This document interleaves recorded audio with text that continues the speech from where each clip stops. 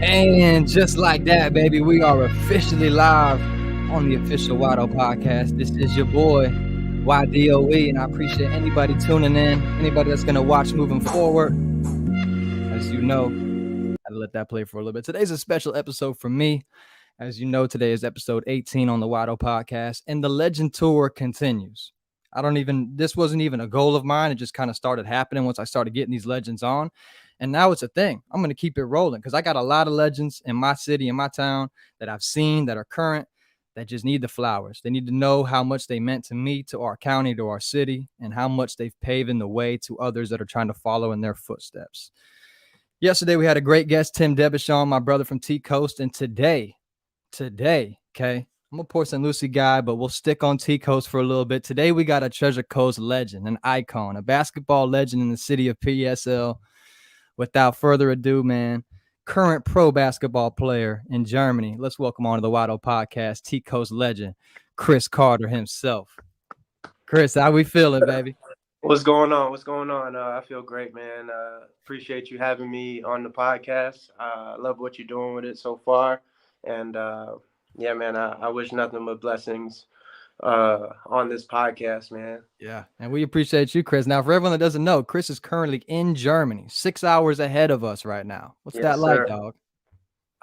It's different, man. It's a different lifestyle. It's a different culture. Culture shock was crazy when I came out here for the first time. For anybody that's trying to go play in Europe, I think it's something that if you're good enough and you have the chance to go, strongly recommend it to just go somewhere and be uncomfortable. Yeah. I mean, it's not even about the money at some point, because it's like, when are you going to really get a chance to see the other side of the world? I think that was just super cool to experience. And I mean, obviously basketball paved the way, and I did what I was supposed to do year by year, which you do what you're supposed to do, then the lifestyle gets better year by year. So right now I'm blessed, man. I'm going into my 8th season as a professional, which is crazy. I'm the vet on the team. I'm the oldest on the team now, which is another mind-blowing thing. Yeah. And I'm only 30, man. I mean, I just turned 30 in May. And I mean, I know that sounds crazy, and I never thought I would make it to, like, when somebody says 30, it's like, man. Yep. But that's not even really old in basketball. Like, I feel like I see what, like, okay, I'm no Steph Curry and I'm no LeBron or nothing like that, but, like, I mean, them doing it till 36, 37, 38, that's incredible. Like, 30, you start feeling every little ankle roll that you had a year ago.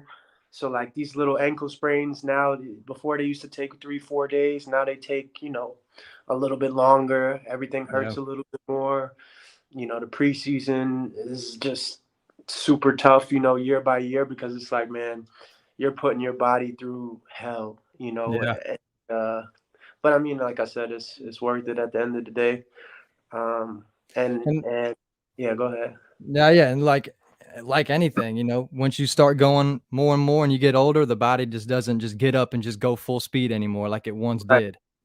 Right, and, like, obviously you don't have I mean, I'm not as bouncy as you are, or you were. I don't know if you still got it, but still got it, Chris. Still got it now. Okay. I was just checking in on you, seeing the temperature. But yeah, I mean, I used to be bouncy once upon a time, and, like, I'm gonna show some highlights here, dude. People, we're not gonna be too shy, Chris. I'm gonna let the people see who you are. We're gonna try and go chronological order. I try. It ends up falling through about 5 minutes through when I got guests like you guys are just so cool, man. I just want to ask a bunch of questions. Yeah, we'll try to keep it in order, Chris. So, Treasure Coast. We'll start there. Yeah. Now, in Treasure Coast, you were the man. Everyone knew who Chris Carter was. You're 2 years ahead of me, I believe. I'm 2013. I think you're. I was 3 years, 2010. Okay, so 2010. Wow, 3 years ahead. So he was the OG, the man. I was my class was the first class to go through all 4 years of the school. So that's how new we were. Right. Yep. Yeah. And so, like, in terms of, like, recruiting and stuff like that, like, I mean, of course, football, because of Jeff Luck and, like, Pat Harris, like, all these big time football players were cool because, but like basketball, nobody cared about, Treasure Coast basketball like that, and so it was really tough, paving the way, I guess, for schools to come into Port St. Lucie because, I mean, nobody really, in terms of basketball, I don't think Port St. Lucie was looked at. The city of itself was Yeah, looked at, no, maybe Martin County, but that's Martin County. So it's its own kind of thing. yeah, exactly. So like nobody. It was more so like.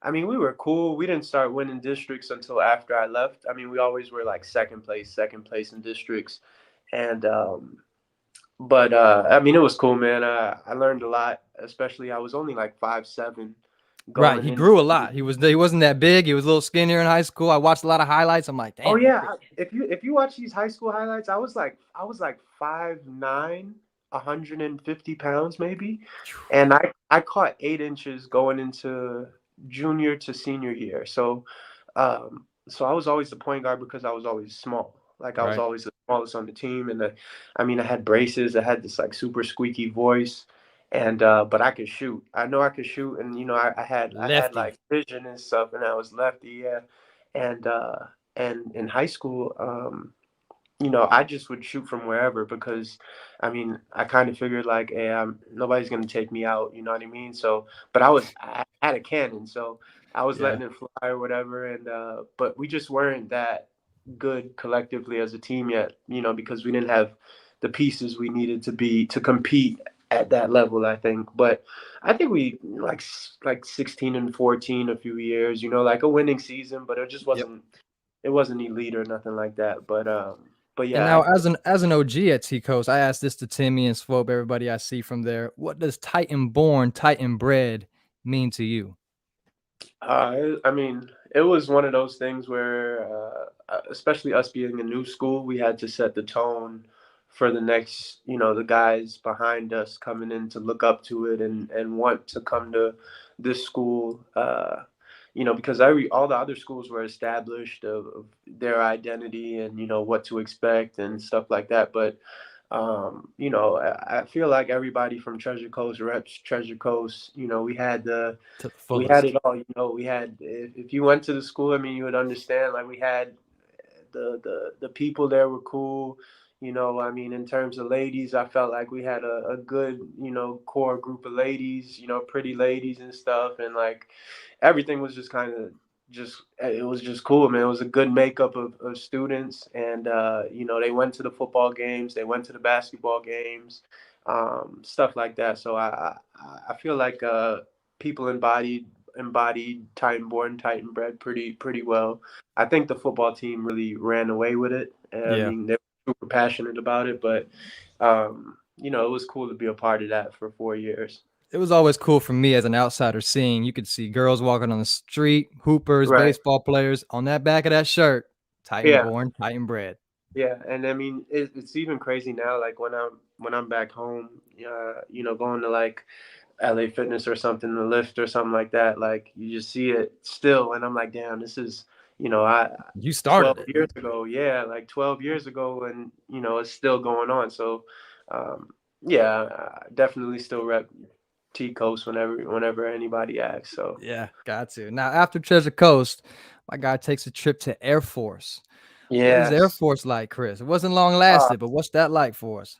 it was 2 years. So I went to the Air Force Academy prep school, and basically the only D1 offer I had was to go to Air Force Academy. And I mean, I had interest from like Fairfield University and Niagara, but they weren't going to pull the trigger on offering me a full scholarship. Right. And I had all D2s, every D2 in Florida, some D2s in like South Carolina. They all offered me. But, when you're growing up, you're like, man, I want to go D1. I want to go D1.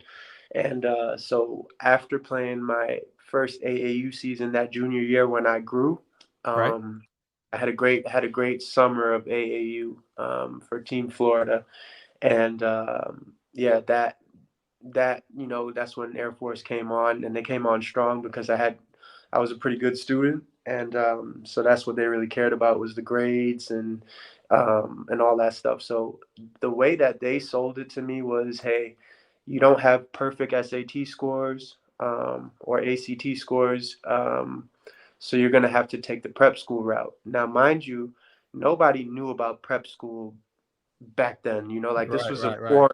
foreign like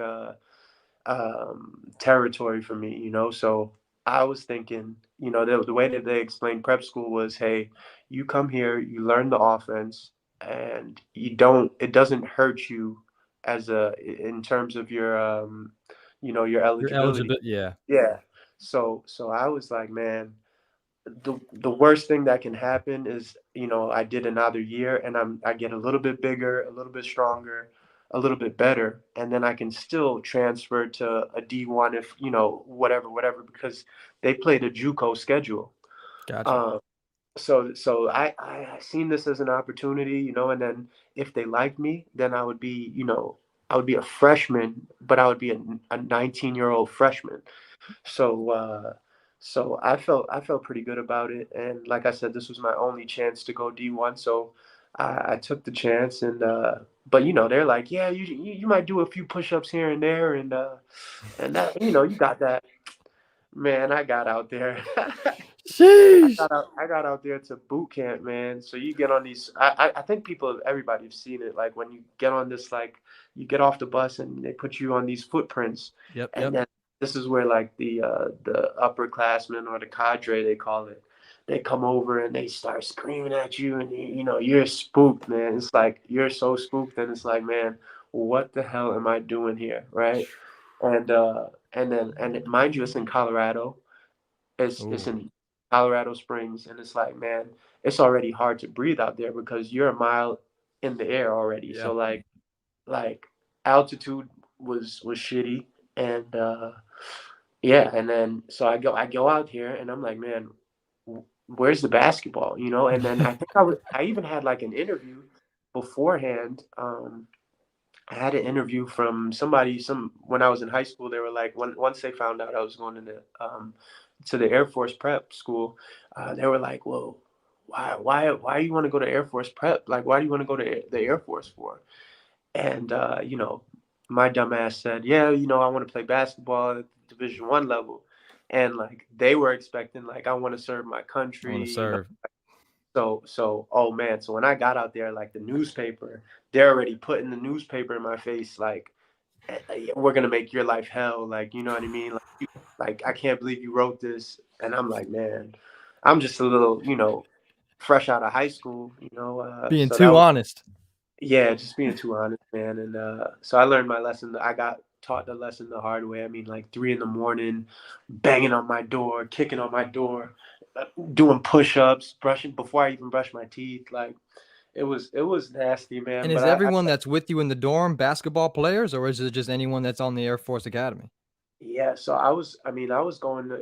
I mean, I'm sure you're familiar with, like, the ROTC people Yep, that was yep, in high yep. school.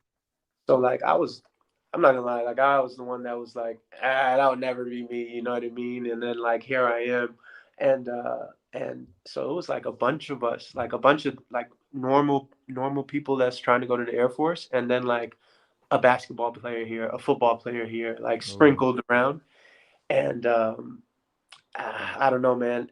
Like, the basic training wasn't that bad. I mean, like, once you just basically got broken down and said, like, hey, what, you can't do anything worse to me than what you're already doing, hmm, then it went by fast. And you try to have fun with it after a while, because, I mean, you're in the woods, and you're shooting off guns and stuff, and, like, but a lot of, like, the normal people that were there weren't very athletic, so, like, when it gotcha. came to push-ups, like, as long as you try to, like, go under somebody who couldn't do push-ups and, like, try to help them, and that's what they kind of cared about. And once you figured that out, it wasn't that bad.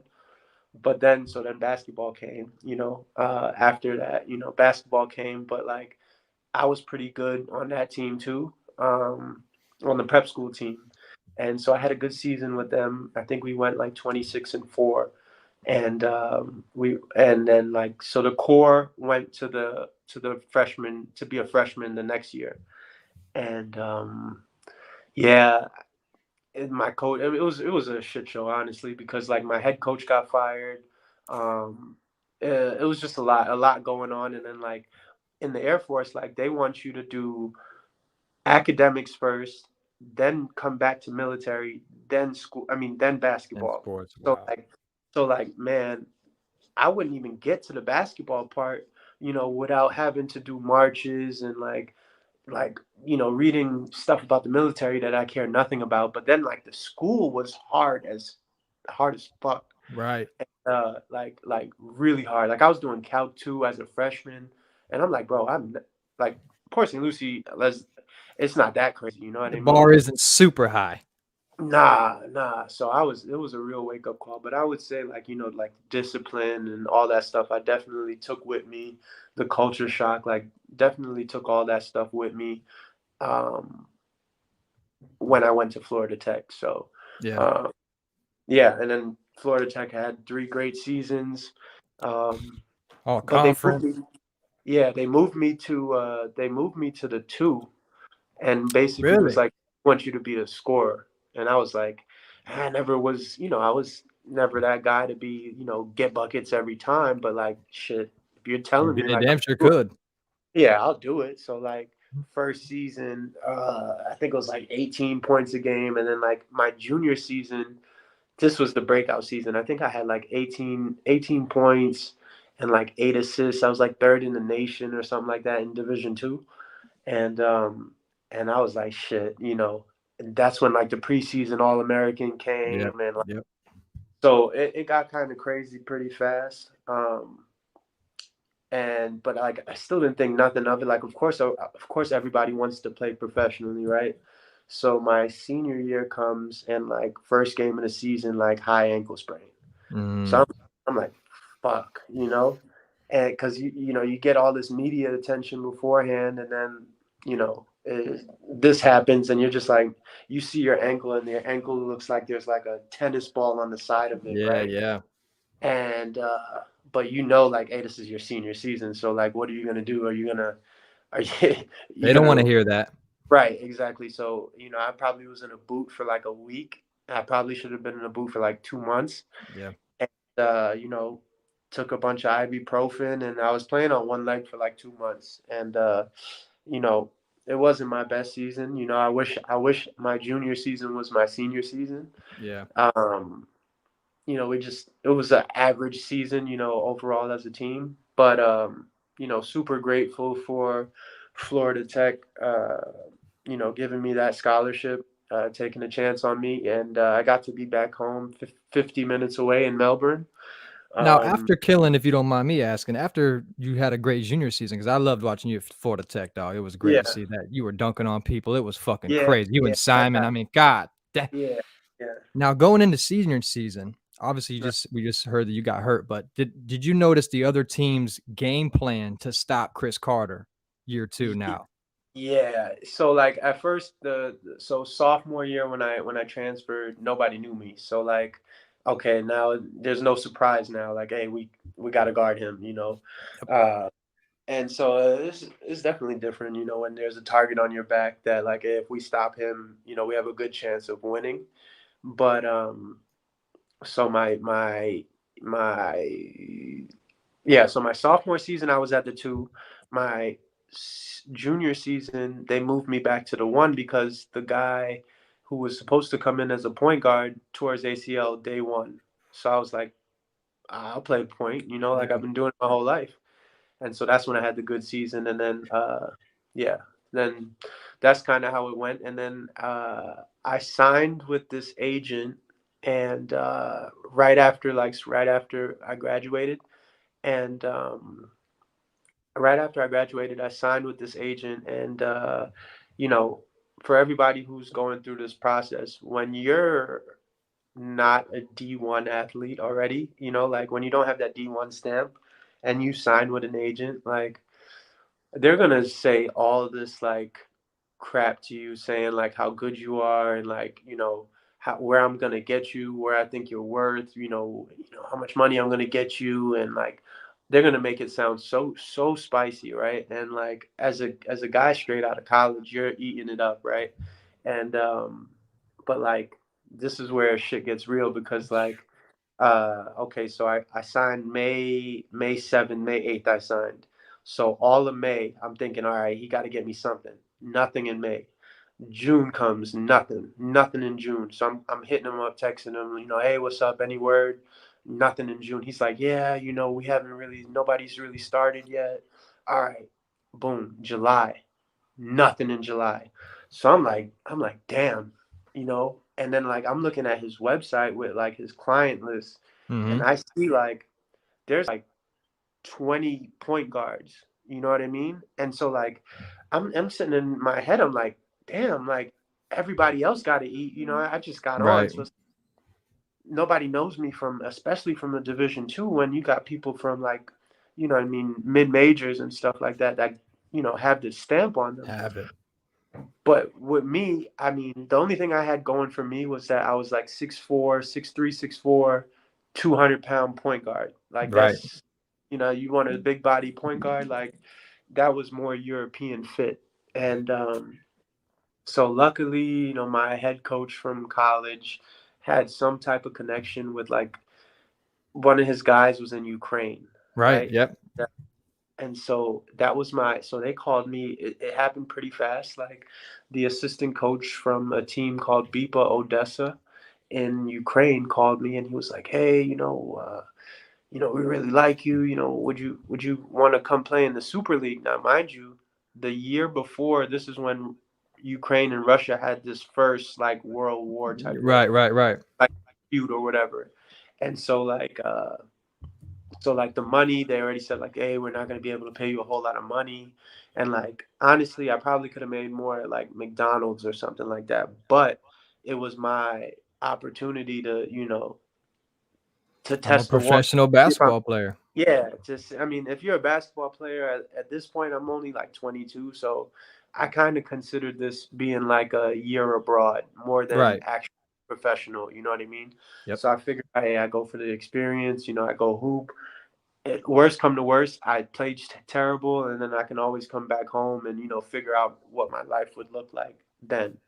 But yeah, so then I end up going to Ukraine, and like when we say culture shock, like the letters weren't even normal letters. It was written in Cyrillic, so like it looked Chinese to me, like it just Yeah. looked like drawings, right?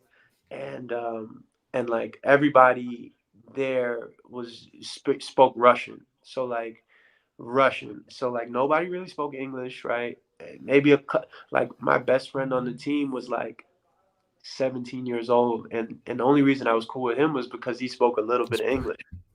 And I'm 22, you know what I mean? Like so like Right. this was crazy. Like I mean, he would take me grocery shopping just so I can, is this butter or is this sour cream? Like you know what I mean? Like stuff like Mm-hmm. that. I really needed his help. And but it was, in terms of that season, that was when I really learned a lot about myself as a basketball player because like, you know, this was not college. You're not getting no fouls. Nobody cares about where you went to school at. You know what I Nope. mean?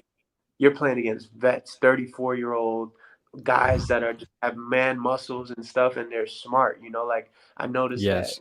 the European level, these guys are really smart, and they're not worried about how athletic you are, or whatever.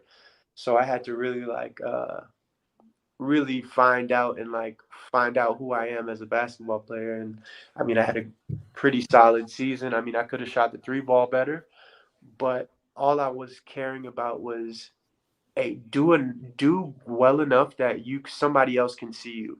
Yep. And yeah, so then that's when Germany comes into the picture, and yeah, and then after that, it's been history, a lot of history being made Goes in to the Germany. German Pro A League. And now, for many people don't know, overseas, there's multiple leagues, there's different Right, tiers. He's in one of the big boy leagues, the German A right. League. Okay. Yeah. So it's BBL, which is the first Bundesliga, and that's the top league. And then Yeah. like the second league is German Pro A. And just like in France, for example, France has first league is Pro A, second league is Pro B. And so like these leagues are really well respected, you know what I Mm-hmm. mean? And especially like uh, when you don't have the D1 name, you're not gonna, when you have the D1 name, the first league teams take a chance on you very fast. Just off the name. Yeah, just off the name. But I mean, most of the times, they don't perform, and then they end up going to the second league, right? And Yep. then they got to prove themselves. So I get to Germany, and I'm in the second league or whatever, but um, we end up killing. Like, so we're supposed to be like, if we finish eighth place, like, great, right? But I mean, like I made noise early. So like I think we won like 24 games, something like that. So we get to playoffs, and basically we lose in the semifinals. And how it works in Germany is you make it to the finals, then those two teams move up to the first league, and then whoever is from the first league, the bottom two teams move down to the second league. Gotcha. So yeah, so that's how it works in Germany. And so basically, we lost on a buzzer beater to go to the finals. So um, hindsight, the organization wasn't ready for the BBL yet, because you had to have like a certain amount of budget money, Right. and like you know your arena has to be this size. So I mean, they were probably glad that they didn't win that year, Hmm. but Hmm. this got me to go. So the team that moved down that same year was trying to move right back up, right? And Ooh. they were like, "Hey, we want you to be the point guard." So I was like, "Bet." And then they threw the. That's when the bag came. Like, Right. okay, got my first like, oh shit, like, A hey, real contract. yeah, yeah, because my first year in Germany, man, they gave me like this like studio apartment, and like it was cool, but it was like, bro, like I didn't have a, I don't know, man. It was just missing a lot of stuff, And is like room and board part of your contract, or is that up to yes. you as well? Okay. So no, no, no. So the thing about Europe is you get your house paid for, fully furnished, so you just literally come with like your suitcases with like clothes, and then like you start, like, for example, when I was in Ukraine, I didn't have a car. They didn't give me a car. I had to walk everywhere, or like get a driver to take me. But like when I got to Germany, they gave me a car too, but like it was stick shift. So like, Another if learning. you ain't have, yeah, right. So that's another like brain fuck, right? So if you didn't know stick shift, like they were just like, hey, figure it out. And I was like, Wow. all right, like, so like, one of the guys, vets try to teach you, and like that's the whole experience, and then once you learn it, then you got to teach the next guy, um, so like I said, the houses get better and better. So like by the time I did my second year in Germany, I mean my crib was fire, my car was fire, the arena was sold out, every Yes. time. And Chris on a so fat head. I seen that a few times in the stands. yeah, yeah. So like the fans were different. Like, like a lot of times in America, the fans like be talking shit. Like they'll, Right. hey, you suck, like, whatever. But like over here, man, like they'll do it up like I can't even explain it. Like they'll give you like a fat head. They'll give you like a like everybody might wear like orange or whatever like that. It might be an orange night, and then like they'll do these chants, and these chants go crazy. Like I don't even know how to explain. If you win like a big game, then like the team will sit down, right? And then you got one person on your team, he'll get like the microphone, and then it's called the humba. So basically it's like, give me an, so the guy would be like, give me an H, and then everybody's like, H, give me Yep. a you, and then so they spell humba, right? And then after that, then they're like, and then they have the drummers and stuff, and then at the end of it, everybody's like dancing, dancing, dancing. It's a little party or whatever, but like they're getting after it with like beers and stuff like that. So everybody's drunk, everybody's fucked up. Yeah. So it's an experience, man. It's a different experience, and yeah. So we end up winning this championship. My third season, I win a championship. Um, so Before we even that. go any further, you goddamn right you won that championship, Chris. I mean, that's what we talk about right here.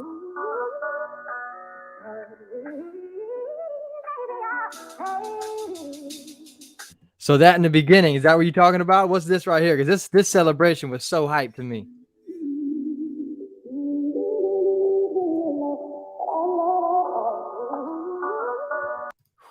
What was that like, my guy?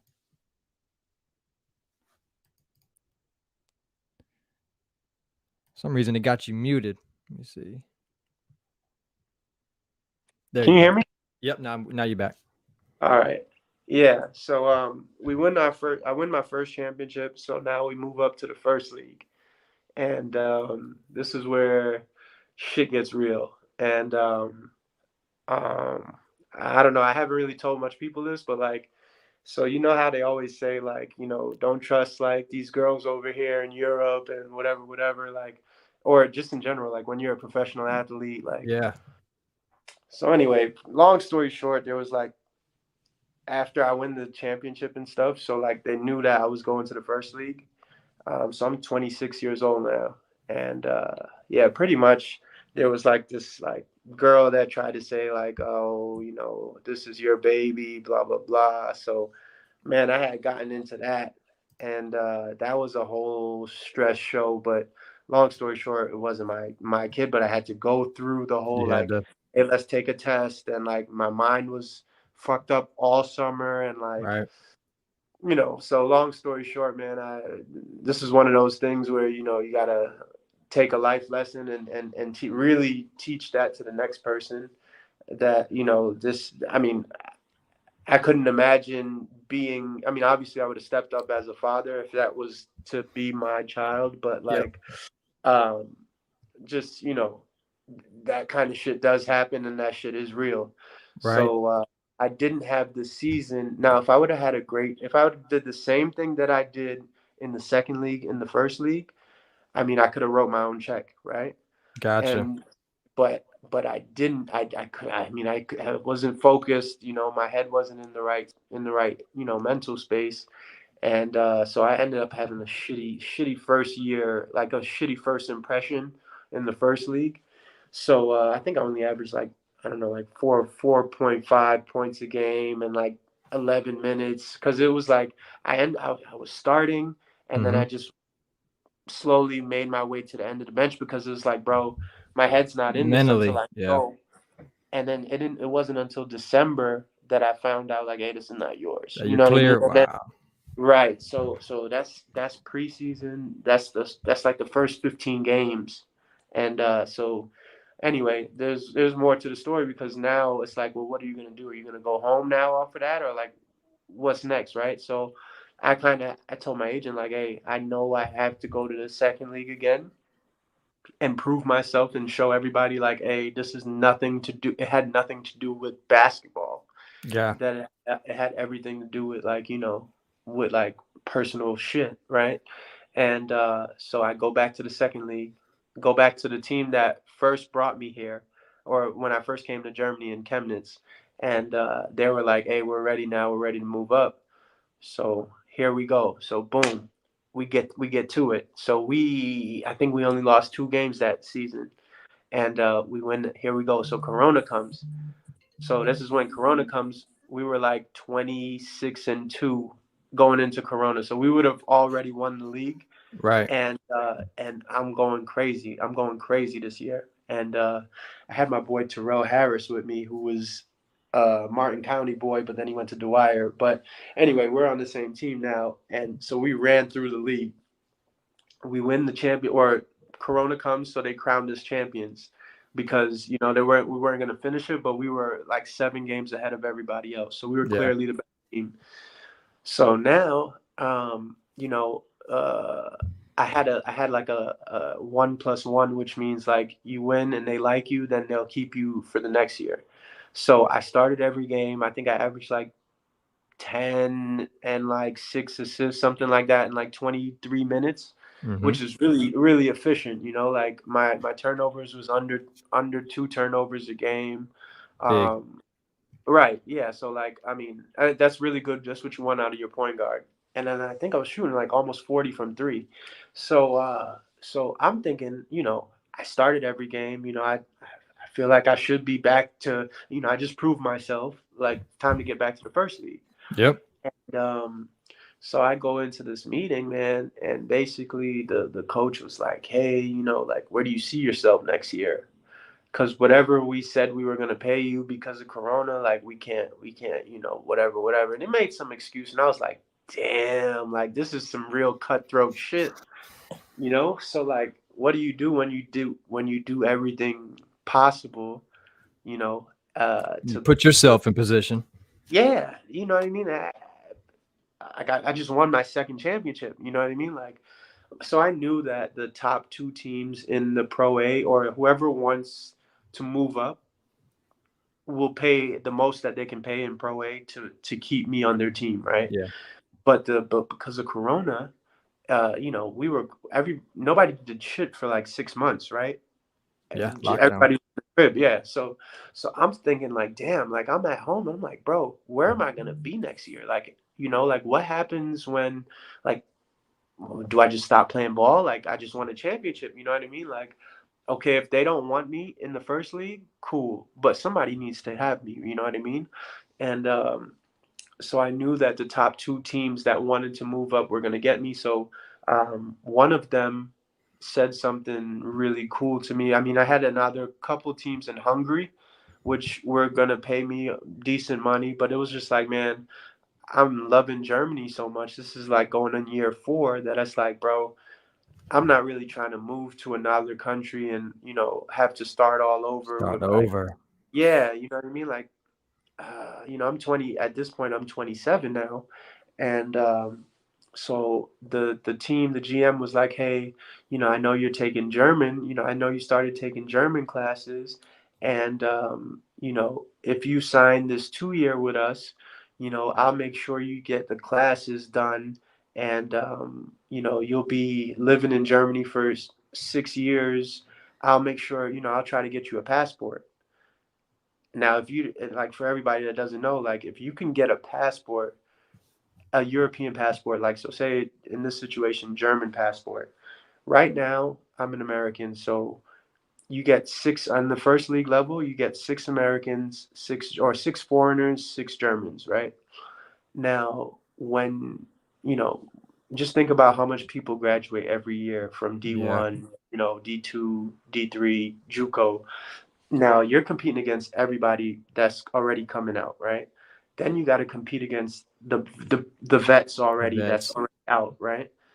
Now all that, there's only like 18 teams in the first league, right? Yeah. And so now just think about the numbers. It just gets smaller and smaller and smaller because it's like, all right, well, they can always get the next guy, a next point guard, another point guard here for maybe cheaper money. Let's take a gamble on this guy, right? Why do we have to pay this guy this much money when we can get this The guy young fresh guy. fresh out Mhm. of UNC or something like that, big name, and take a gamble on him. So, but when you get that German passport as an American, you're still American. So now I might be, I might go from, mediocre player in terms of everybody to like really high level German player. You know what I mean? So my Gotcha. value Gotcha. value just doubles, almost doubles in terms of everything. So Hmm. like so And is the spots required to fill? You have to have 6 Americans, 6 Germans, or is that you have to have 6 foreigners and you have to have 6 Germans. And but you can in the Pro A, you had to have 2 Germans playing at all times. In the wow? BBL, in the first league, it don't matter. You could play all Americans if you Whoever. want. Right. So like, you got the really good teams with really good Americans, I mean really good Germans, and then you got like the average teams who have, maybe one German that's pretty good, a couple of Germans that's okay, but Right. then like really good Americans. But like you can't rely on, just your Americans if you want Yeah. to really win. And so like that's where like so that's why I was like, man, I'm looking at this as like a real opportunity now. Like, hey, nobody else offered me the classes. And like I knew that the number you had to get your passport, you had to live in Germany for like 7 years. And like so there's like a lot of criterias that you had to fill, like check out. And like I know that I like filled out most of them, like so I was already gonna, if I signed this 2 year, then that puts me at 7 years right now. And Already. then I had to take 3 levels of German. So like I was like, all right, well, fuck it, like, let's do it. So I got me a teacher. They got me a teacher, and I'm grinding. So like, I'll go. A normal day for me would be, go on the shooting machine for like an hour in the morning, then go, or then go straight from there to German class. Boom. Now I'm going to German class for like an hour and a half. Come home, maybe eat. I mean, eat obviously, but like maybe take a quick nap, and then boom, now you got practice from 3-4 hours, and then you got lifting, you know what I mean, and then you got to stretch and stuff. So like, I was jam packing my days during season, like during the Yeah. last 2 years, like, and you know and now, and I like, thank God that paid off, because like, I mean, I started embracing myself in the culture. So like, anytime I got an interview, I'm practicing my 3 sentences that I memorized. Boom, and I'm saying this, saying this, saying this, and then like, whenever I'm in, talking to fans, Right. they're scared to talk English, because who they're gonna talk English to besides you, right? Mm-hmm. But now it's like, hey, I can connect with you. Like, Yeah. I'm gonna try to speak your language. But it shows that I'm trying. Yep. And so, yeah, long story short, I finished my 3 levels of German. I passed my citizenship test, and this is all in German. So, like, passed my citizenship test. Um, so the passport should be coming in like any weeks now, like in the next couple weeks. And Congrats. just Congrats on that. signed another 2 years. So I'm the captain of the team. Uh, and we're in the first. I mean, we just won a championship, so now we're in the first league. Now they And got bumped up. so, I mean, I say all that to say that like, the journey never stops, and the journey is what you make it. Like, because I could have said fuck this. Like, especially after that girl situation. A couple times, yeah. Right, a few times where, and then the next year you get fucked again. But hopefully, this year pays off, and then I'll be a German. You know what I mean? Like, I'll Yeah. have both passports. So even when I have a family, uh, just my children will have they can pick where they want to live, or whatever they want. The world is theirs pretty much. Now So. that is awesome. Now on the German tip, did it come quicker and easier to you to understand and hear it faster than it was for you to be able to speak it? Nah. That shit took work, man. That shit took Dang. work, man. I mean, it started off with like, Guten Tag, Guten Morgen, good morning, good afternoon, good evening. I wanted to learn stuff like, how do you say God bless you? Little stuff. Thank you, no thank you. And then it's like, all right, well, let me teach me some slang now. So I'm getting with my Right, teammates. right. How you say what's up? How you say, yeah, everything is cool, what's up with you? So I start doing the small talk, and then every day I'm practicing with them, just like learning. And then but like, then I go to school twice a week, and I'm doing like, okay, this is what it, The this legit, is how you yeah. conjugate words and shit like that. And then like, and then it got to the point where I would like watch my TV shows, and then with like German subtitles. So now I'm like, oh shit, that's what that mean. When you hear it, and then when you're Clicking. seeing the Yep. words, yeah, and then it starts clicking. And so that was cool, man. And then yeah, so and then I had like, I met my fiance now, and she's German. So like, when we met, her English was trash, my German was trash. So like, we it Perfect was just mix. when we it was just like, so like, I mean, you had to like learn a lot of patience, Yep. because you got to speak slower.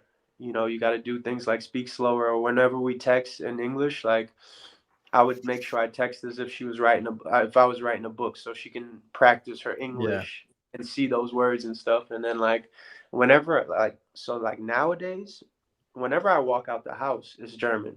It's just, I just try to throw Second myself in nature. there. Yeah. Yeah, exactly. That's kind of like what most actors do. Jamie Foxx, all these guys, they really play that role. And you're not playing a role, Chris. You're really living Right, like that. So right. Yeah. So but like, I don't even think about it like that. It's just like, man, I'm here. Might as well. I just want to communicate with everybody. right. At first, I wanted to, try to get the girl. So let me, It's the let me little see what I can game. say. But you feel me? But But now it's just like, man, I speak to the fans, you know, like I won't say like I'm a it feels like I'm a little popular out here, Damn obviously sure because, are, dog. but like, all right, so I'll give you like some type of, so like I, besides being on like what are those, like the big screens, Billboards. yeah, like a billboard or whatever, they had me on a bus. That was some shit. I ain't Come gonna lie, on that was now. some shit. Like I was like, you know, I had like this like, Little pose yeah, going. Yeah. space, yeah, but I was on like a metro bus, bro. Like that shit was crazy to me. So Yeah, because I've seen um that. I've researched your teams and stuff, their pages, and I'm yeah, like, that's fucking Chris. That's yeah, fucking Chris on the billboard. yeah. I'm like, Yeah, no, I gotta say they definitely, you know, they definitely fuck with me out here, and like even in terms of like having a, like they did like a Camp Carter for me. I I thought seen that was that. pretty dope. You know, and then like, so my connection with the fans, um it all started with me wearing headbands, Yep. and like I only wore headbands because I really hated getting like haircuts out here. Like I didn't trust nobody, and yeah, so I would just go like months without getting a haircut, and then I would just throw the headband on in game days. But so like now it's like yeah, so then that kind of gave me the inspiration when you see like little kids wearing your head, or like wearing a headband, or like asking for your headband after the game. So I was like, man, Magic I keep, special headband. yeah, so I keep wearing these, you know, I keep wearing these Nike headbands, and I was like, man, shit, let me go on Alibaba or something like that. Let me go make my own logo. Let me go do my own shit up, you know? Yep. And then, so that's kind of how I did that, man. That's how I started my little headband brand thing. And, it's been going well, man. Like people really, it's crazy because like people really will wear the headband, and like old people, like it don't matter. Like, and it's just like a, to me it's just like a little thing, but like when you got like the little kids that want to connect with you, take pictures with you after the game, Yep. I think super special. And which led me to the next point, which is the book. Right. And so I always was, you know, really good at writing and stuff like that, even in, you know, at a young age. But um, I wanted to do something for the children. I thought like that would be really special, is to have like a children's book. But you know, when you have a children's book, you usually need like a villain, or you need like or like a superhero or something like that. Yep. And I didn't like. I was talking to my boys, and like I didn't really have anything that I can think of offhand, like what I can do, you know what I mean? And then like the more and more me and my boy was talking, I was like, man, you know, I mean, I wear my headband, and then I was like, shit, I can make this into like some type of like Mike esque type of thing, and then Exactly.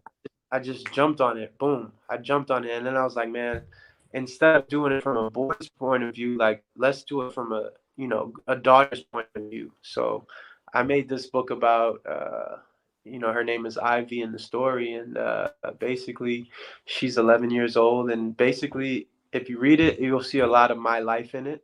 Yes, you Um, will. yeah, it's a short read too. It's a short chapter book, but like uh It's it one of just those reads, Chris. I'll tell you, I was trying to skim through it, then I found myself reading 15 pages at once. I'm like, okay, right, right, he knows what right, he's doing here. right. So, I mean, I try to throw some gems in, you know, sprinkle some gems in, and just basically the daughter has to deal with having an ex-professional dad, you know, as a basketball player, and you know, moving from Germany to America, and you know how's life for her, you know, wanting to go and be like her dad and play basketball, but like, you know, the journey that she goes through. And I Right. definitely wanted to write it in a female point of view because, you know, shout out to the woman and but if you read it, it's almost like it's it's her, but it can be anybody, you know, Could like be what she goes, anybody. you know, if you know, in terms of, you know, being bilingual, switching the languages up, and you know, sometimes you might get made fun of, especially from first grade through fifth grade, sixth grade. Those are like tough years in America. Like, you know, you got to be 10 toes down, Yep. and so yeah, the book was dope. I jumped on it, and I found like a publisher, found like a writing company that would help me write it. You know, Yep. obviously when you can't write everything, you know, but I came up with my monologue and like my 30 pages of how I wanted it to be, and then like I shot my shot at a bunch of companies, and basically just gave my pitch on what I wanted the book to be about. Um, and they loved it, man. They, you know, a lot of people loved it, but I went with a certain publishing company, and you know, they had a vision for what they wanted it to be, and but I made it very clear. I said, hey, you know, I'm gonna make this a very simple book, but I want to make it in two languages, and I want to get it published in two languages. And you know, they said that they can help me or whatever, and you know, 6 months later, 7 months later, I'm a published author, and yeah, man, that's dope, man. I appreciate you supporting the Congrats supporting. on it. I've had to, dog. I had to make sure I got the English version. Okay, I had to make sure I Yeah, got the no, right for one. sure. But But yeah, it's I a hope you great liked book, it. dog. Hope you It's a liked it. great book. Yeah, Finished it man. That last was night, and I mean, from the get-go, as soon as you hit the headband and made how important that is, and I know as a kid growing up, you're a human just like me. You're a guy, you're a girl, you're right. playing basketball. But when you see somebody with a headband, a sleeve, a Yeah, something. chain, that must be it. That must Yeah, be his thing. And just like Ivy, when Coach yeah, Rio told her, you know, it's not yeah. the headband. Just like Space Jam, it Exactly. ain't the super water. Exactly. It's you. Exactly. It's not the secret water. It's, you know, it's like Mike. It's not the shoes. You know, it's the person that's wearing the shoes. And you know, it was some. I try to put some lessons in there, and uh, yeah, man, definitely get the book if it's on Amazon, and Great read. but yeah, yeah, And it just shows like, and I feel, I don't know if you agree, man, the modern day with TikTok, with the social media, how quick everything is. The highlights are so quick. They yes, almost skip the, we just heard Chris say he went to multiple countries, multiple different levels, schools, right, and every time he went, he was humbled, shit, figured it out and came up on yeah, top. So many right, are skipping that middle ground, and that's the right, most important part.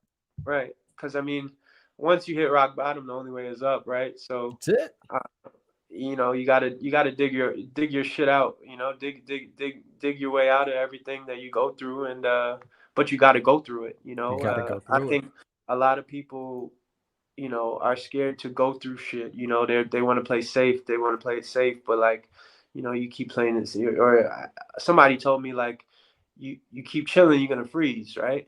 Hey, And you know, and nobody wants to just be, I want to be warm. I want to be thawed out, man. I want to live life. I want to see what I can see. And fresh. right. And even if this book flops, right, which if it does, it does. If it doesn't, Yeah. it doesn't, right? But Right. I want to say, hey, you know, I'm a dude from Port St. Lucie, Florida, that shit went here, went there, made it pro, and then I have something to show for anybody that says, "Hey, you could do something. You could go to Treasure Coast High and go pro. You can go Damn to, right. you know what I mean. You can do this and find a way to be overseas or write a book. You know what I mean. You could do something with your life, and you can fuck up in the meanwhile. You know what I mean. Like, I mean, if nobody knows this, I mean, I've gotten arrested, you know what I mean? I got a DUI, and that's a whole nother You're story, still a but I normal want to, person, you know you what I mean? know. I fuck up like everybody else, and, but, make the best out of your situation, you know what I mean? And, Heart's always in the right place. right. And that's most important. And you just, like I said, keep taking that step by step, and that 1% is a real thing. That 1% It's better very real.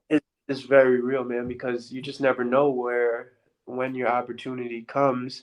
Like, I fucking hope this podcast blows up, man. Like, you're doing an Because of guys incredible like you. job.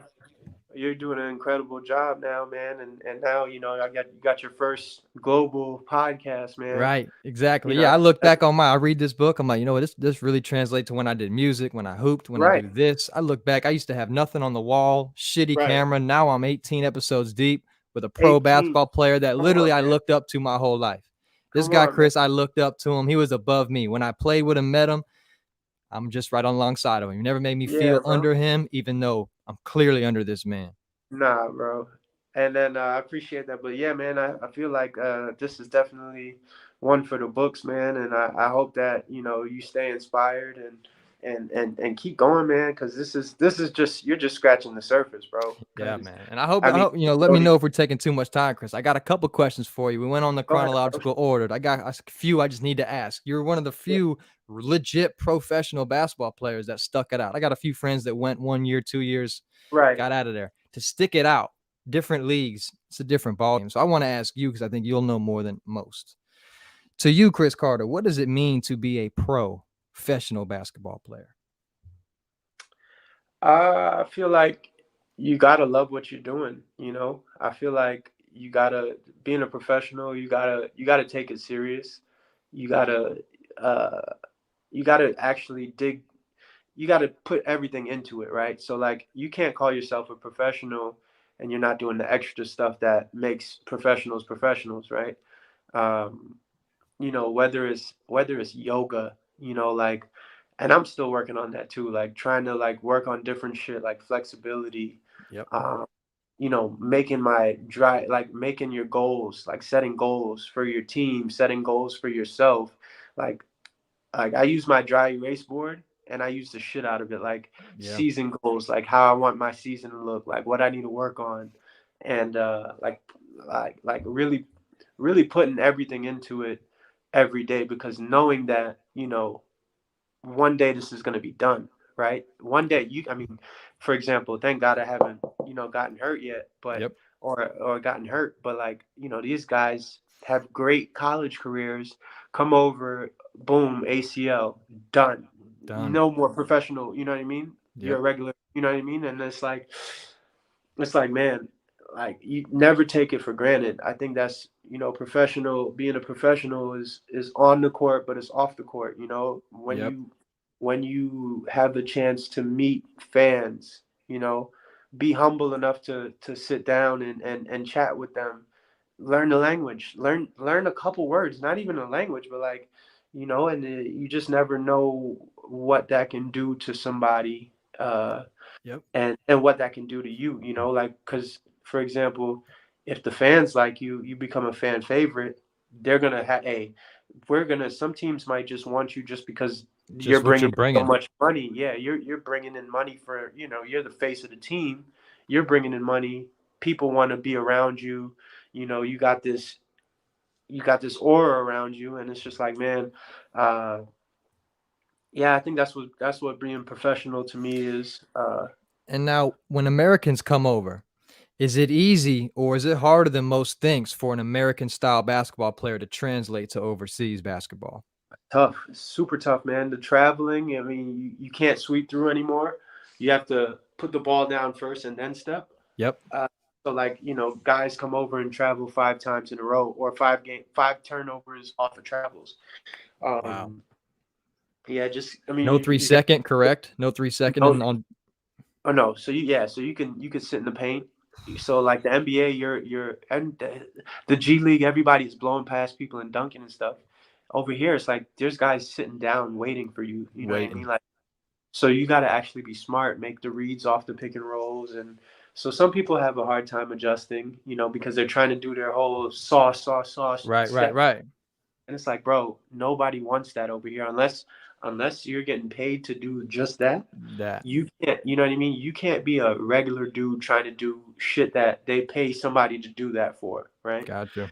And a lot of times it's just like you come over here and you got to know your role. And those, it might not be the sauciest person that was in college, you know. It might be the guy who knows his role, plays the shit out of his role well. He'll do really well over here rather than the guy who scored the 19 a game, 20 a game, you know, super flashy and all that shit. You know, he Yep. might come over and get a chance, but like, will he sustain that? You know, because over here, then whenever you move up, they're not asking you to be this 20-point a game guy. Yeah. You got to get humbled, right? Yep. So like, what can you do really well? And like with me, I feel like I took that point guard role, and I try to embrace the point guard role and run the show. So like, anytime everybody knows my name and they have to say he's a winner, Yep. and he runs the show and he gets everybody involved, and then he's a leader. So like, those four things for sure everybody has to say about me Period. now, period. And that's it. And whatever, and y'all are gonna win. So if you want to win, you know what I mean, you could get the guy that scores a bunch of points, but like, are you gonna win? Is your Right. team better because of him? Right. And so like now that third championship, say what you want, pro A or not, guys don't win one championship in No. their whole career. So to do it three times in what, 6 years, 7 years, I mean, I'm blessed, man. I can't complain, man. I can't complain at all. But like, that passport is gonna really It's gonna cement be my career. Yeah, for sure. then he'll I mean, really be out there. you have a passport, you can play till you're 35, 36. Yeah, see? Nobody's gonna. You're just a Yeah, German guy now. just a German guy. Yeah. And the follow-up to that, because this has been really on my mind. How much of the European players sacrifice their saucy game to fit into that? Or do they not even have it at all? Because a lot of, I think, American guys think, oh, I'll just go kill. And I think there's some Yeah. swaggy, saucy guys that put it to the side for the good of the team. Right. Right. So it depends. The higher the level, obviously, the better the import. I mean, the better the normal players that are the domestic players. Yep. Like, there are domestic players out here that will go crazy on Americans, like reality check. Right. Uh, and now, like, it's Italians, Greece, uh, the Spanish people, like the Spain, like people from Spain, like the level playing the playing field is like, I mean, they're teaching them the sauce that, Yep. like right now the only thing America really has is athleticism over Europeans, but like Just in terms of bounce. like you, I mean, IQ and like all that shit, skill wise, Right. they're getting taught at like age 4, age 5. So like, you know, what they And you want. see it with the Luca, Yeah, with Joker, right, Embiid. right. So like, I was telling people, when Luca came, everybody was like, "Yeah, I don't know about this Luca." I was like, "Bro, he's been playing EuroLeague. That's the highest That's the you can highest. play in Europe." So, and he was doing this at 16. So I'm like, "Bro, he's about to destroy the NBA." And it was no surprise at all to anybody who's in Europe to see uh, what he was What doing. he's done. Yeah, this is they're getting taught that at 14. Right. They don't even want to go to school. Like, school is, I'm not going to school. You know what I mean? Like, they're going to Real Yeah. Madrid to get taught how to play really basketball. Yeah, and I'm Uh, a super fan of Luca just because he makes it look easy. It's right. efficient. He doesn't have to do all the fancy moves and to waste his energy. He's efficient with it, and he's got a And he's not even nasty, that. nasty shot. Yeah. Yeah. So, yeah, Now bro. that's wild. Now moving right on. Now, while you're in there, obviously you're 7 years deep now, brother. But early years, maybe. How often did you think of the fam back home? And was that important for you to rethink about them and have a reason to be why the fuck you're doing what you're doing?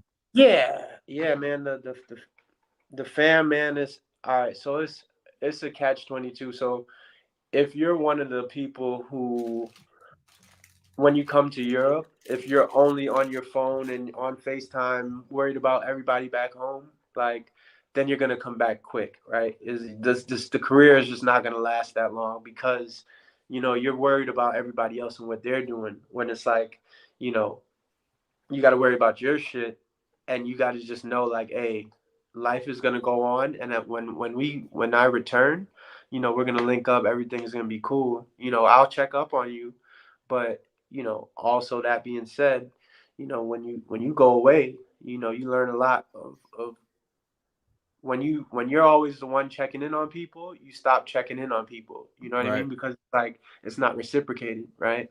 And you definitely learn that when you go away. I mean, it's the same for people that are in the military or anything like that. When you go away and you're always the one that's hitting somebody up, and it's like, man, after a while, it's like, man, you really know your friends. It's like, hey, I'll check up on these people because we're still tight, and even if it's not frequent, but in terms of family, for sure, you got to have that balance of making sure your family is good, and once they're good though, now it's back to work. Now it's back Yeah. to grind, providing. At the end of the day, you're trying to provide, and it's a 10-month grind. It's a ten Yeah. month grind, and when you, and that's what makes the summer sweet. The summer goes super fast because you over here, you seeing this fam, you seeing these Yep. friends. You over here, then you gotta go to New York, you gotta go to Chicago, and it's like, man, you just try to make the most out of everything. But it's at the end of the day, it's all love. Yeah. Um, Always love. And yeah, now, Chris, you've always been a fit guy. You've always been swole. You've always had a great chiseled body. As a skinny guy myself, I gained a little bit of weight. Okay, I got a little I bit. seen you was I pumping, lost it a man. little bit with COVID, dog. Do you have any tricks on your diet and gaining weight? Gaining weight. Oh yeah, yeah. When I was actually trying to gain weight, I strongly recommend this, but I was on the Ensures. Inshores. The Ensures is like, if you Google that, it's like the little bottles of like kind of like milk. It's like when like old people, you give it to old people, like Ensures. Look it up, Okay. Ensure, Yep. and it's like these bottles of, it's like protein bottles or whatever. But I would just I would, I don't know, I would take like three of them, and then like whenever I got hungry, if I was like breakfast, I would eat breakfast, eat lunch, eat dinner. But like anytime I needed a snack, I would pop an Ensure in and do my normal. I mean, I'm sure you're lifting and doing all Yeah. that. So Me, it was yeah, peanut butter and jellies, push-ups, pull-ups. And right, after a right, while, you saw the results. I feel like there's no right. easy way. It's put in the work, your body will Yeah. adapt. Yeah, and like I said, a lot of it is genetics, bro. Like I'm super. I can't complain. Like I had good genetics. Like I never, like now I think I'm 205, and I hate the weight room. I absolutely hate the weight room, but Right. I do it. I do it. Now I just do legs though. I don't even really do upper body Yeah. because I don't know. I think I could look at weights and start getting big. You know what I mean? And Yeah, yeah. I feel you on that. I want to look like a basketball player, not a tight end. So, I mean, right now I'm just working on my legs now, but yeah, bro, Ensures, look And it sure, up, look I it got up. them on my phone right now. I'm definitely putting an order in. They're at Walgreens, Walmart, Vanilla. Yeah, I'm on the way. yeah, for sure, and they taste pretty good. So, Yeah. So uh, another one, I I would, got a couple more for you, man. I don't want to take too much of your time, legend. yeah, go ahead. Being out of the country, has your views on America changed? Do you Hell look at yeah, us different? hell yeah, Because I hell want to yeah, know that from an outside looking hell in. yeah. So, healthcare, America's healthcare is trash.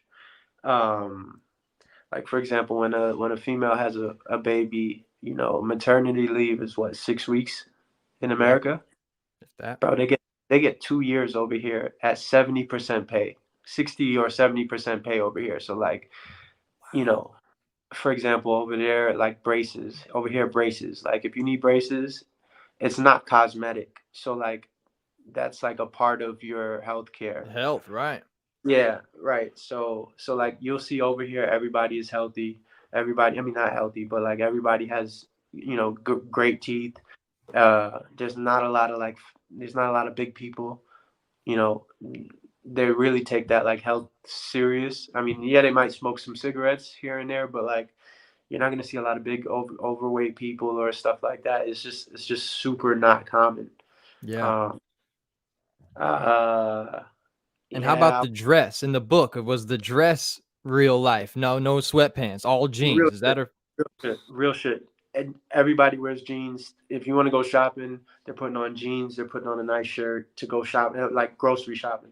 yeah. Like we'll throw some Crocs on, we'll throw some slides on, some sweats, and we out. Go to Out. Walmart, back, whatever. But like, oh man, it was a real thing where like they take they. I guess it's kind of cool because it's like they care about how they present themselves, but Present their name. Yep. also to me it was like you almost care too much about what people think, because now it's like, who are you doing this for? Yep. Are you doing it for yourself? Then I would be like, okay, that's cool. But if you're not doing it, if you're doing it because you don't want to get judged from other people, then that's kind of my issue. I'm gonna still wear the sweats over here, so I'm representing. Yeah, Gotta keep wearing this. But I read I'm, that. I was like, man, I bet that's so legit because yeah. you never see sloppy, slump looking people over there too often. Oh, and this crosswalk shit, like it would be nobody I on saw this that. street, nobody on this street, and the crosswalk, the light is red. People will stay there and wait until Anyway. that bitch turns green. And is it because they're gonna get jaywalked, arrested? Like what? No, Why? they say, oh, if the cops see you, like you'll get a ticket. Like bullshit. You know what I mean? Like, Yeah. and then, like all the cars here are super small. Like you know, like the Fiats and like the Yep. Yep. Mini. Yep. You're not gonna see no pickups out here. No pickup trucks. Zero. I mean, I seen a 4-door Jeep, and that's like you know how common that is over in Oh America, God. bro. There's not a lot of SUVs, and like for sure there's a bunch of like Mercedes and like BMWs and European cars, right? Yep. Like But the like common car. their taxis is all Benzes. Well, so that was kind of cool to me too, seeing that. Yeah. Yeah, but yeah, That's like the incredible. And what common about the car, like police over there? Are the police undercover or they wear bright stuff? Because I've seen other countries, the police are bright. Here I am, and over here, they're trying to get you. see over here they're not worried about speeding tickets because they have blitzers everywhere. So they're just gonna What's a blitzer?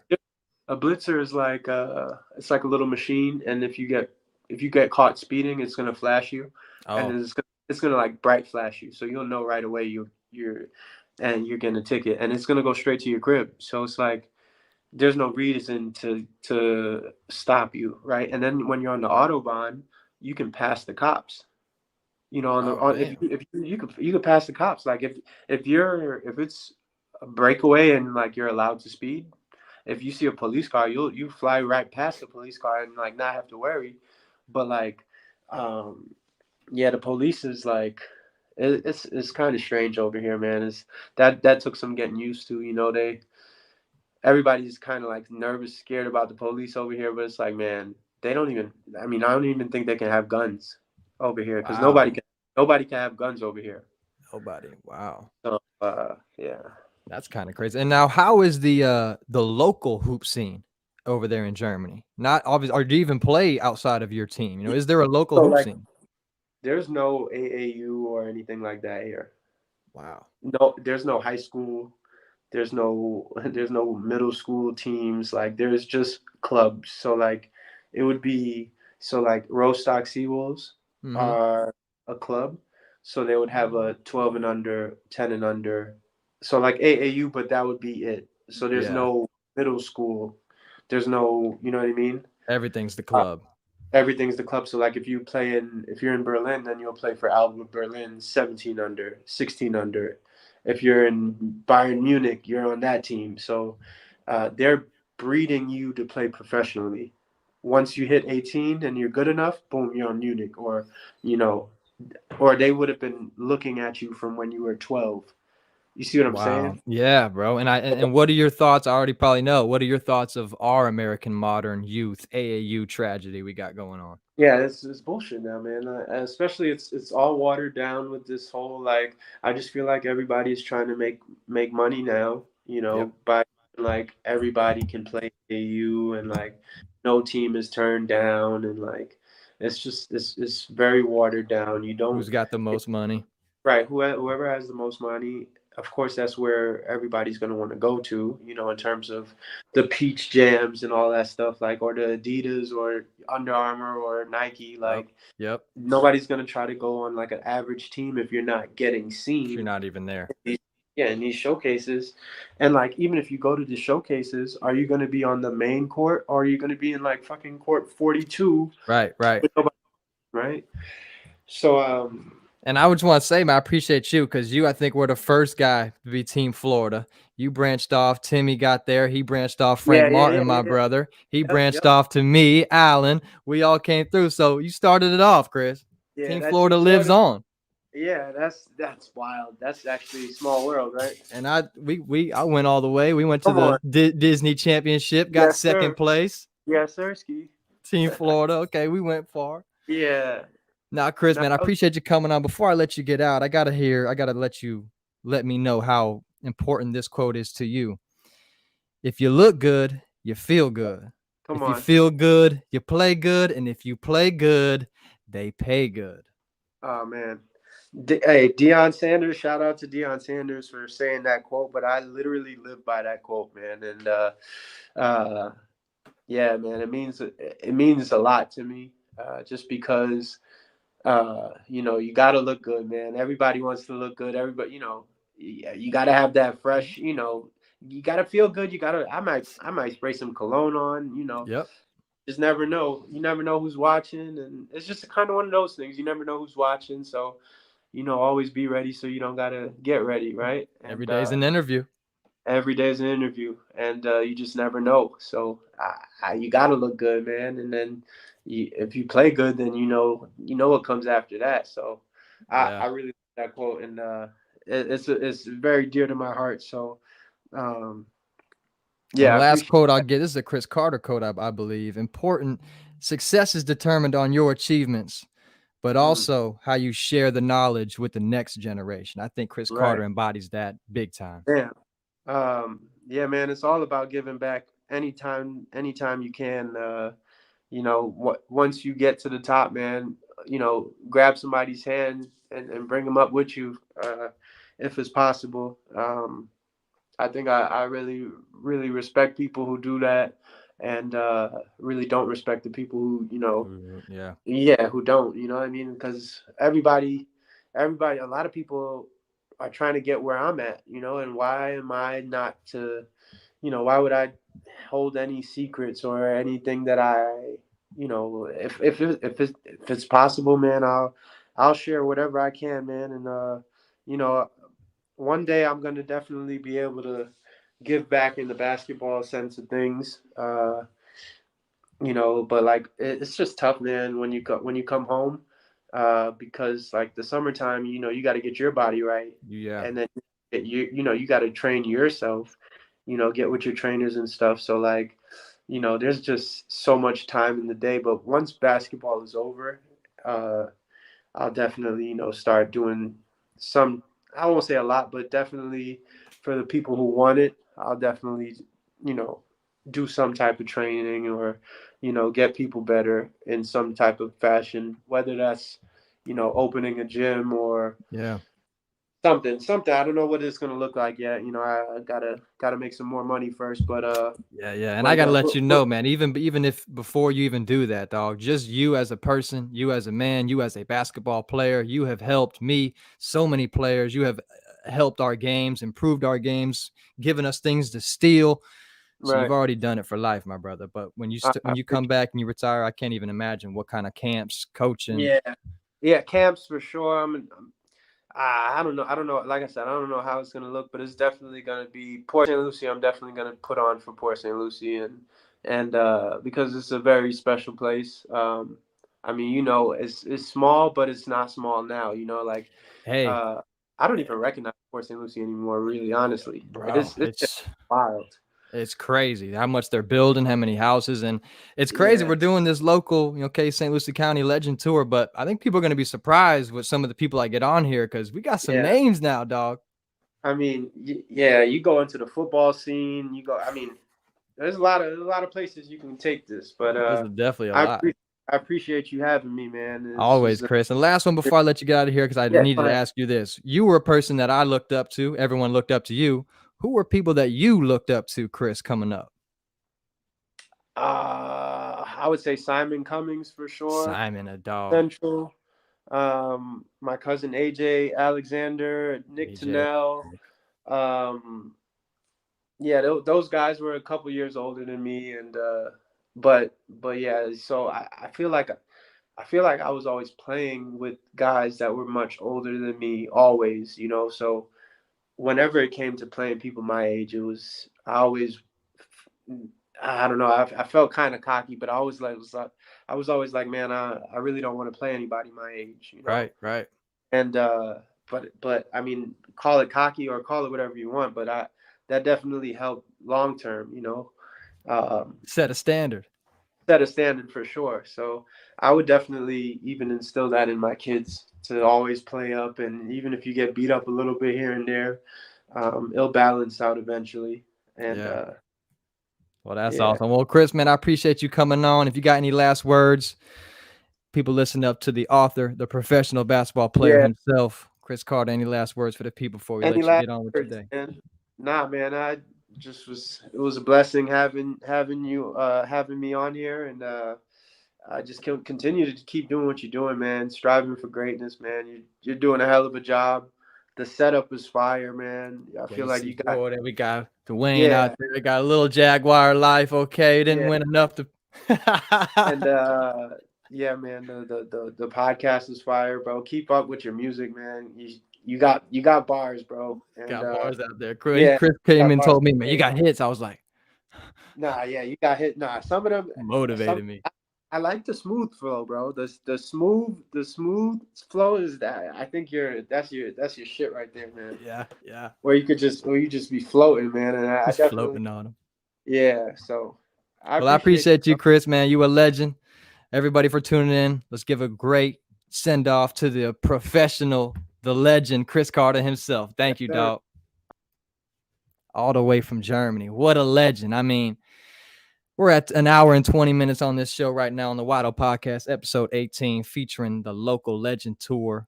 This stop was Chris Carter. And I didn't even get to play my damn video of him. Let me go ahead and play this just so y'all can see who we fucking with, okay? This is him winning the championship. A couple highlights of my dog. Give me that steal. What we doing? You see the headband. You see the headband on him. Hey. Attacking the goal. Attack mode. That's 6'4", 205 pounds, dog. That's a big fucking point guard. Let me tell you. Step back 3. What we doing? I love this move right here. Look at him. Whoa, where you going? I'm not over there. Float game. This is Chris Carter, the legend, man. Scary to play against him. Awesome to play with him. Let me tell you that. Hey, fake. Give me that. Not down. Man, that's awesome. I'm so glad my dog came in here, man. Like I said, that's somebody I legit looked up to when I met him, when I played against him, with him, right on the side of him. He's throwing me lobs. I'm passing him the ball. It was crazy. So I appreciate Chris stopping by on this nice, fine, what are we on? Thursday here on the Wado Podcast, and everybody tuning in live, everybody watching moving forward. You know what's coming, baby. I hope you're doing great. I hope you had a great day, a great week, a great month, and most importantly, I hope you're having a great life. But most importantly, at the end of the day, it's up to you. It's perspective. Are you having a great day, a bad day in between? Let me know in the comments. Hopefully you like, subscribe to this video, to this show. We're all going to keep it growing, keep it going. Till next time, baby, I'm going to go ahead and sign out of here. Go and tune on to my boy, Coach JB, on the Hate Me Now, Love Me Later podcast. Got to go catch that. So without further ado, man, please go check out my brother Chris's book, Ivy. You can get it on Amazon, his website, his Instagram at ChrisCarter_3, another underscored. And it's a great book, great read, pretty quick, quick children's book, but it didn't feel like a children's book, to be honest, because I related to things not only in basketball, on my podcast life, real life, music life. So shout out to Chris, man. What a dog. Wide. I think so. That's what he said. WHUDO. Wide. Oh. And Adam, they're here. Thank you, Wado. Thank you, Wide. You're welcome, Pat. Shout out to Pat McAfee getting a huge fucking NFL Films deal. My guy. And till next time, I'm going to go ahead and wrap this thing up. I'm going to go ahead and light some vitamins on fire. Watch the show back, see where I fucked up, see where I could have improved. If you know where I can improve, where I need to get better, who I need to have on the show moving forward, hit me up in the comments. Hit me up on Instagram at Wado. Till next time, it's your boy. I appreciate anybody tuning in. It's all love. And the Legend Tour continues. I won't tell you who's next, because if I told you, you wouldn't believe me. Whew.